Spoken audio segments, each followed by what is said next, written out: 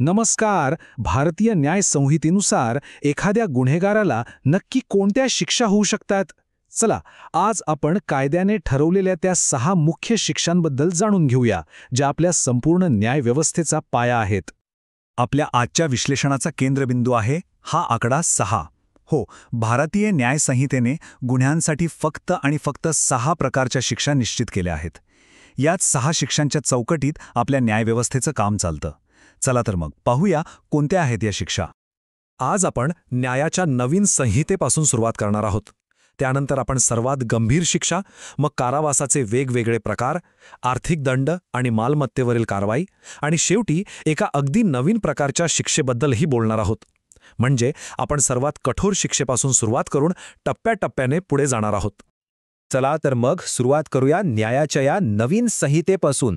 कोणताही कायदा समजून घ्यायचा असेल तर त्याची मूळ चौकट काय आहे हे पाहणं सगळ्यात महत्त्वाचं असतं. भारतीय न्याय संहितेचं कलम 4 हेच या सगळ्याचा पाया आहे. यात अगदी स्पष्टपणे लिहिलं आहे की या संहितेतील तरतुदीनुसार गुन्हेगारांना ज्या शिक्षा दिल्या जाऊ शकतात त्या पुढीलप्रमाणे आहेत, आणि याच एका वाक्यातून त्या 6 शिक्षांची यादी सुरू होते. आता वळूया यादीतल्या पहिल्या आणि साहजिकच सर्वात गंभीर शिक्षांकडे.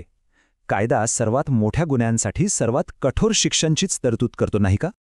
यादीत सर्वात वर आहे मृत्यूदंड, ज्याचा उल्लेख कलम 4A मध्ये आहे. ही कायद्यातील सर्वोच्च शिक्षा मानली जाते आणि ती फक्त अपवादात्मक आणि अमानुष गुन्ह्यांसाठीच दिली जाते. मृत्यूदंडानंतर दुसरी सर्वात कठोर शिक्षा म्हणजे जन्मठेप. याचा उल्लेख कलम 4B मध्ये सापडतो. याचा सरळ अर्थ असा की गुन्हेगाराला आपलं उर्वरित आयुष्य तुरुंगातच काढावं लागतं. बरं, आता ह्या अत्यंत गंभीर शिक्षांनंतर आपण शिक्षेच्या पुढच्या प्रकाराकडे म्हणजेच कारावासाकडे वळूया. पण गंमत म्हणजे कायद्याच्या दृष्टीनं कारावास हा एकच प्रकार नाहीये, त्यातही 2 महत्त्वाचे फरक आहेत. कायद्यानुसार तिसऱ्या प्रकारची शिक्षा म्हणजे कारावास ही 2 वेगवेगळ्या प्रकारची असू शकते. हा नेमका फरक काय आहे हे समजून घेणं खूप महत्त्वाचं आहे. हे 2 प्रकार आहेत, एक सश्रम आणि दुसरा साधा. सश्रम कारावास म्हणजे कैद्याला तुरुंगात असताना शारीरिक कष्टाची कामं करावी लागतात. या उलट साध्या कारावासात अशी कोणतीही अट नसते. म्हणजे कष्टाची कामं हाच या दोन्हींमधला मुख्य आणि निर्णायक फरक आहे. तुरुंगवासाव्यतिरिक्त कायदा गुन्हेगाराच्या आर्थिक स्थितीवर आणि मालमत्तेवरही गदा आणू शकतो.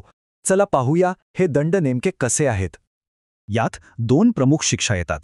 पहिली, कलम 4D नुसार मालमत्तेची जप्ती, म्हणजेच गुन्हेगाराची मालमत्ता सरकार थेट आपल्या ताब्यात घेतं. आणि दुसरी, कलम 4E नुसार आर्थिक दंड, ज्यात गुन्हेगाराला कोर्टाने ठरवलेली रक्कम भरावी लागते. आता आपण यादीतल्या शेवटच्या शिक्षेकडे वळूया. ही शिक्षा पारंपरिक शिक्षांपेक्षा खूप वेगळी आहे आणि न्यायाकडे पाहण्याचा एक आधुनिक दृष्टिकोन दाखवते. आणि 6वी म्हणजे शेवटची शिक्षा आहे सामुदायिक सेवा. कलम 4F नुसार ही एक सुधारणावादी शिक्षा आहे. यात गुन्हेगाराला तुरुंगात न पाठवता समाजासाठी काही ठराविक तास विनामोबदला काम करावं लागतं. हा न्यायदानाचा एक वेगळा आणि आधुनिक विचार आहे. तर आपण आत्तापर्यंत या 6 शिक्षा एक एक करून पाहिल्या. आता या सगळ्यांना एकाच वेळी पाहूया, म्हणजे संपूर्ण चित्र आपल्यासमोर अगदी स्पष्ट होईल. तर ही आहे त्या 6 शिक्षांची संपूर्ण रचना. मृत्यूदंडासारख्या सर्वोच्च शिक्षेपासून ते सामुदायिक सेवेसारख्या सुधारणावादी शिक्षेपर्यंत हा कायदा वेगवेगळ्या गुन्ह्यांसाठी वेगवेगळ्या स्तरांवरच्या शिक्षा देतो. हाच आहे भारतीय न्याय संहितेतील शिक्षांचा स्पष्ट आणि तर्कशुद्ध क्रम. पण या सगळ्या शिक्षा पाहिल्यावर एक महत्त्वाचा प्रश्न मनात येतोच. शिक्षेचा मूळ हेतू काय असावा? फक्त बदला घेणं की गुन्हेगाराला सुधारण्याची संधी देणं? या नवीन कायद्यात या दोन्ही विचारांचा समतोल साधण्याचा प्रयत्न दिसतो का, यावर विचार करायला हवा.